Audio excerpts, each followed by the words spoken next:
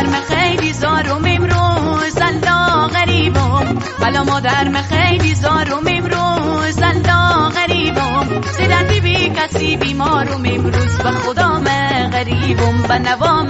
غریبم مسافرم به ملکای غریبی الله غریبم مسافرم به ملکای غریبی الله غریبم به زیر چوبه های دارم امروز به خدا